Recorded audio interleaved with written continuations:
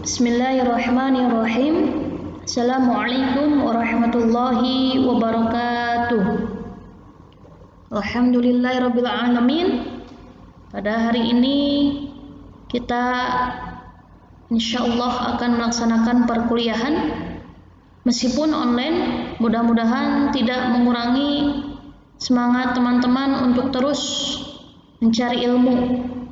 Dan mudah-mudahan Allah selalu melindungi kita, merahmati kita, memberkahi kita dimanapun kita berada. Amin, amin ya rabbal alamin.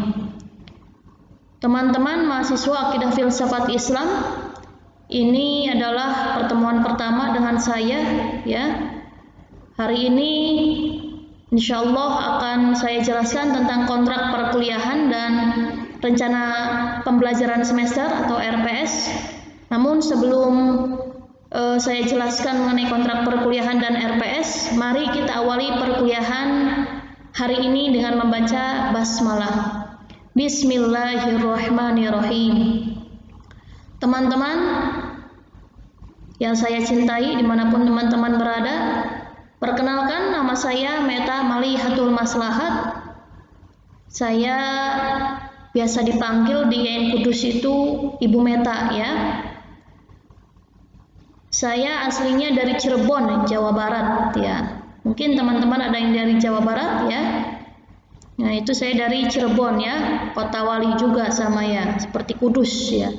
Di Cirebon ada wali Syekh Syarif Hidayatullah ya, atau Sunan Gunung Jati ya. Nah, teman-teman, di sini saya sudah hampir 1 tahun lebih ya mengajar di YN Kudus. Dulu saya kuliah di Tasawuf Psikoterapi UIN Bandung ya. Melanjutkan S2-nya di Sekolah Pasca Sarjana UIN Syarif Hidayatullah Jakarta. Konsentrasinya psikologi Islam ya, seperti itu. Itu sekilas tentang perkenalan dari saya ya. Ini memang terbatas ruang dan waktu ya, jadi saya efisienkan saja perkenalannya. Baiklah teman-teman, hari ini di sini saya sudah buatkan kontrak perkuliahannya ya. Selama 1 semester ini ya, saya akan menilai teman-teman itu di mata kuliah tasawuf ya. Ini bobot SKS-nya 3 SKS ya. Penilaian yang saya berikan ke mahasiswa selama 1 semester ini itu terdiri dari 4 komponen ya. Ada komponen sikap, tugas, UTS, dan UAS ya. Ini nanti UTS dan UAS-nya nanti teman-teman membuat jurnal saja ya. Ujiannya ujian berarti tugas ya. Tugas membuat jurnal. Format jurnalnya silakan teman-teman di searching di internet banyak sekali ya. Teman-teman mau nanti barangkali mau apply atau mau submit ya ke jurnal mana, mau mengirim jurnal kemana, misal ke jurnal esoterik yaitu ada jurnal tasawuf, itu juga bisa ya. Nah, itu lihat template-nya atau gaya menulisnya ya. Di situ nanti sering-sering buka jurnal. Karena kalau makalah itu nanti biasanya inginnya bareng-bareng ya. Terus juga nanti kalau misalkan tulisan biasanya mohon maaf ya, ini pengalaman semester kemarin itu kurang maksimal juga ya. Akhirnya saya memutuskan nanti UTS dan UAS-nya itu membuat jurnal ya. Jurnalnya 1 kali aja. Jadi UTS dan UAS jurnalnya 1, tapi nanti pas UTS direvisi ya, ada revisian nanti buat UAS diperbaiki ya jurnalnya. Nanti saya memiliki akun Turnitin, jadi teman-teman mohon ketika menulis jurnal jangan copy paste ya. Jangan copy paste, karena kalau dicek di plagiarism, kalau lebih di atas 30 atau 20% ya itu nanti nggak lulus ya, seperti itu. Nggak lulus untuk submit ya, jadi nanti nilainya juga kurang bagus ya untuk penilaiannya. Seperti itu ya teman-teman. Nah, tugas itu nanti tugas-tugas ya, mungkin nanti ada tugas diskusi ya, ada tugas teman-teman untuk meresum atau menganalisis jurnal dan lain sebagainya itu ya. Jadi insya Allah tidak akan buat makalah, tapi lebih kepada menganalisis jurnal dan nanti UTS UAS-nya membuat jurnal. Dan pastinya ini ya tentang sikap ini berkaitan dengan aspek teman-teman bisa tidak sopan ketika perkuliahan ya, meskipun kuliahnya daring tetap menjaga etika. Oke, itu ya untuk penilaian. Sekarang untuk komitmen perkuliahan di sini saya sudah buatkan ya, ini kesepakatan bersama ya. Ini yang boleh-bolehnya ya. Mahasiswa boleh terlambat kuliah itu maksimalnya 10 menit ya. Nanti absen dulu ya. Ini kalau untuk aplikasinya, kalau sistem V-Class yang disediakan YIN Kudus bagus ya, nanti absensi lewat V-Class ya. Tapi kalau misalkan lagi gangguan, nanti bisa menggunakan aplikasi lain, yaitu WA ya, WA Group seperti itu. Ini supaya mudah saja ya, karena kalau saya buatkan yang lain-lain juga nanti kerepotan seperti itu. Jadi biar mudah di WA saja dan di V-Class. Oke, yang keduanya, mahasiswa menyesuaikan diri dengan baik selama proses pembelajaran ya, pastinya tadi ya. Jadi mahasiswa juga tadi ya, menyesuaikan bagaimana nanti etika berpakaian dan sebagainya ya. Terus yang ketiga, mahasiswa itu boleh mengajukan ide atau gagasan ya tentang metode atau materi ajar. Nanti kita bisa fleksibel itu ya, kita bersama diskusi.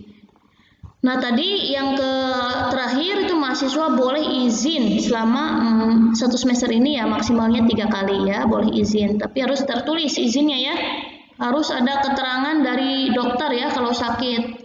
Nah sekarang hal-hal lain yang diperlukan, ini yang nggak bolehnya, ini mahasiswa tidak boleh tadi ya, tidak boleh terlambat, maksimalnya 10 menit aja ya. Terus dosen juga menjaga dan memelihara etika ya, sama mahasiswa juga memelihara etika dan norma ya, berpakaian rapi, berkata baik ya, seperti itu. Nah dan rapih ya, ini berpenampilan rapih ya, dilarang menggunakan kaos seperti itu. Nah sekarang apa sih RPS-nya? Di sini sudah saya buatkan RPS untuk mata kuliah tasawuf. Ya ini mata kuliah tasawuf ini intinya ya, mata kuliah tasawuf itu adalah mata kuliah yang mendasar ya, yang harus dikuasai oleh mahasiswa akidah filsafat. Mata kuliah ini mempelajari konsep-konsep dasar jiwa manusia. Nanti kita berbicara ruh ya, bagaimana manusia itu ditinjau dalam perspektif tasawuf ya, seperti itu. Konsep dasar timbulnya penyakit hati dan pengobatannya bagaimana ya dalam perspektif tasawuf. Bagaimana konsep tasawuf masih sangat relevan dengan kehidupan modern. Sejarah muncul dan berkembangnya tasawuf dari masa ke masa, ini juga penting dipahami ya, karena filsafat dan tasawuf itu ya sebenarnya dua ilmu ini ya, dua ilmu dalam Islam yang sama-sama concern atau fokus mengkaji manusianya ya. Oke, di sini minggu depan saya akan jelaskan tentang apa itu tasawuf ya, secara bahasa atau secara istilah ya, dan bagaimana tujuan dari ilmu tasawuf itu sendiri. Yang kedua, perbandingan ilmu tasawuf, akhlak, moral, dan etika ya, sejarah muncul dan berkembangnya ilmu tasawuf ya, pembagian tasawuf akhlaki, falsafi, amal, dan irfani, makomatan ahwal, tasawuf pada masa Nabi, tasawuf pada masa ini ya, ajaran-ajaran tasawuf pada masa-masa awal ya, tasawuf dan tarekat, kedudukan tasawuf dalam syariat, perkembangan tasawuf di Indonesia ya, tasawuf dalam perkembangan dunia modern, tasawuf dan hakikat manusia dan kemanusiaan, tasawuf dan etos kerja, serta tasawuf dan konsep mikro dan makrokosmos ya. Nanti insya Allah ini kita akan bersama-sama membedah ini ya. Tapi nanti mungkin setelah UTS ya, teman-teman akan diminta oleh saya untuk presentasi ya, presentasi dari hasil analisis jurnal. Nanti tolong dibagi sekitar 5 kelompok saja ya, 5 kelompok. Nanti setelah itu presentasi ya, setelah UTS itu presentasi, nanti saya bagi ininya ya, tema-temanya. Nanti kelompoknya silakan diaturkan oleh komtingnya atau sekretaris kelasnya. Oke teman-teman, itu saja yang bisa saya sampaikan. Terima kasih, tetap semangat ya, jangan putus asa. Insya Allah wabah corona ini pasti berlalu juga ya teman-teman. Jangan putus asa, tetap berjuang, tetap semangat belajar, dan terus bergerak ya, terus berkarya. Terima kasih, ditutup bila taufik wa hidayah. Wassalamualaikum warahmatullahi wabarakatuh.